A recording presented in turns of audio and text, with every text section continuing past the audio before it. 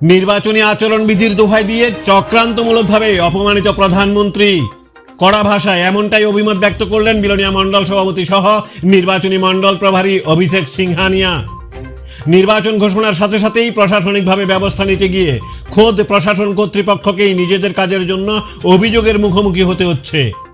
কয়েকদিন আগে সাবরুম বিধানসভা এলাকায় বেসরকারি একটি দোকানে ঢুকে প্রধানমন্ত্রীর পোস্টারের উপরে নির্বাচনী আচরণবিধি পালনের নামে কালো কালির কেলেঙ্কারিতে মৎস্য দপ্তরের এক তত্ত্বাবধায়ককে চাকুরি থেকে সাময়িক বরখাস্ত করা হয় নির্বাচন কর্তৃপক্ষের নির্দেশে।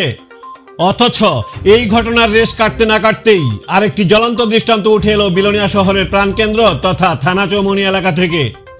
একটি যাত্রী বিশ্রামাগারে দেশের প্রধানমন্ত্রী সহ রাজ্যের প্রাক্তন মুখ্যমন্ত্রী এবং স্থানীয় বিধায়ক তিনজনের 3টি ফটোর উপর সাদা কালি লেপিয়ে দেওয়া হয় নির্বাচন কর্তৃপক্ষের নজরদারি টিমের তরফ থেকে। ঘটনার খবর পেয়ে ঘটনাস্থলে ছুটে যান বিলোনিয়া মণ্ডল সভাপতি গৌতম সরকার, নির্বাচনী মণ্ডল প্রভারী অভিষেক সিংহানিয়া সহ বরিষ্ঠ পদাধিকারীরা। ঘটনার বিরুদ্ধে অভিযোগ জানানো হয় বিলোনিয়া রিটার্নিং অফিসারের নিকট। শেষ পর্যন্ত অনভিপ্রেত এই ঘটনার পরিপ্রেক্ষিতে মহকুমা রিটার্নিং অফিসারের নির্দেশে সংশ্লিষ্টরা এসে লাগানো সাদা রঙের পরিবর্তে তার উপর কাগজ লাগিয়ে দেয়। এখন সাফ কথা বলতে গিয়ে প্রশ্ন উঠছে একটাই, শাসক দলের বিরুদ্ধে কি দায়িত্বরত কর্মীদের কাজে লাগিয়ে চক্রান্তমূলকভাবে এসব ঘটনা করা হচ্ছে, নাকি এর পেছনে অন্য কোনো রহস্যময় গল্প লুকিয়ে আছে? সত্যি কি নির্বাচনী আচরণবিধি পালনে সচেষ্ট কর্তৃপক্ষ? অর্থাৎ একবার সাদা রং লাগিয়ে দেওয়া, তারপর আবার অভিযোগ করায় কাগজ লাগিয়ে দেওয়া, তা নিয়ে প্রশ্ন ওঠাই স্বাভাবিক। দেশের প্রধানমন্ত্রী, মর্যাদা রয়েছে, সম্মান রয়েছে ওনার।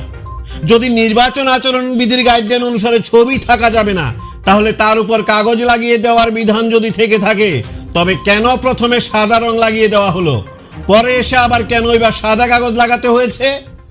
এদিকে অভিযোগ উঠছে প্রশাসনের নির্দেশ রয়েছে একরকম, অথচ যারা নির্দেশ পালন করতে আসছে তাদের কেউ কেউ বিরোধী দলের হয়ে কাজ করার মানসিকতার পরিপ্রেক্ষিতেই এই ধরনের পরিস্থিতি, নাকি পরোক্ষভাবে ঘুরিয়ে ফিরিয়ে রাজনৈতিক কোনো কিছুর গন্ধ পাওয়া যাচ্ছে কোথাও? দেখার জন্য চোখ রাখুন সাফ কথার পর্দায়। আজকে থানা সংলগ্ন কালীবাড়ির উল্টো দিকে বেলোনিয়ার বিধায়ক ফান্ডের একটি যাত্রী শেড ছিল। সেই যাত্রী শেডে আমাদের দেশের মাননীয় প্রধানমন্ত্রীর চেহারায় পুরো কালিমালিপ্ত করে দেয় এই ইলেকশনের যে প্রশাসনের যে লোকরা আছে তারা। এটা কার প্ররোচনায় হচ্ছে আমি জিজ্ঞেস করতে চাই এই প্রশাসনকে। আপনি ডিফেন্স করতে পারেন না আমার প্রধানমন্ত্রী বা আমার যে নেতৃত্ব আছে তার চেহারা, তার ফেস। আপনি যেটা নিয়ম আছে আপনাকে ওটা কাপড় দিয়ে বা কাগজ দিয়ে ঢেকে দিতে হবে। আমরা আজকে সেখানে আরোকে আমরা কিন্তু ওখানে ঘটনাস্থলে গিয়ে তার প্রতিবাদ করি এবং ওনাকে আমরা বলেছি কি এরকম ঘটনা যদি এর পুনরাবৃত্তি হয় আমরা কিন্তু বৃহত্তর আন্দোলনে নামব। আমরা চাই শান্তিপ্রিয় নির্বাচন হোক, কিন্তু যদি এইভাবে আমাদের প্রধানমন্ত্রীর চেহারাকে ডিফেস করা হয় আমরা কিন্তু এটা মানব না। নমস্কার।